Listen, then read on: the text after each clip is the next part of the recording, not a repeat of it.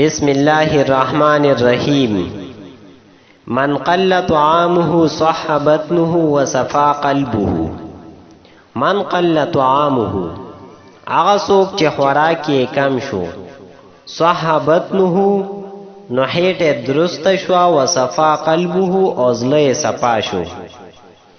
په دې نصیحت کې د کم خوراک فواید ذکر کړي دي چې کم انسان کم خوراک کوي نو د هغه خېټه به درستی او زړه به صفاوي، صحیح کار به کوي. او د دې وجه دا ده چې کم انسان کم خوراک کوي نو د په معده باندې به بوج نه راځي، معده به خرابېږي نه، نو دا به صحیح وي. همدقسې د په زړه په دماغو باندې به د دې زیات خوراک اثر نه کیږي، نو زړه او دماغ دا به صحیح وي.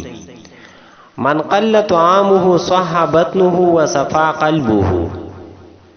د دې لغوي تحقیق داسې دی چې طعام واحد دی، جمع اطعمه راځي، معنی د خوراک.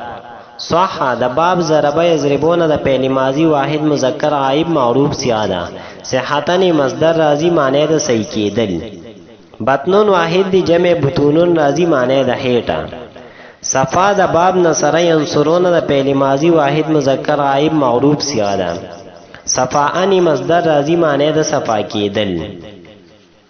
من قل طعامه صح بطنه وصفا قلبه. د دې ترکیب داسې دی چې من اسم موصول، قل فعل، طعامه کې طعام مضاف هو ضمیر مضاف الیه، مضاف سره د مضاف الیه نه دا فاعل شو د قل فعل لپاره. فعل سره د خپل فاعل نه دا جمله فعلیه خبریه دا صله شو د من اسم موصول لپاره. موصول سره د صله نه دا مرفوع محلن دا مبتدا شو. صح فعل، بطنه کی بطن مضاف هو ضمیر مضاف الیه، مضاف سره د مضاف الیه نه دا فاعل شو د صح فعل لپاره. فعل سره د خپل فاعل نه دا جمله فعلیه خبریه معطوف علیه و حرف عطف. صفا فعل، قلبه کی قلب مضاف هو ضمیر مضاف الیه، مضاف سره د مضاف الیه نه دا فاعل شو د صفا فعل لپاره.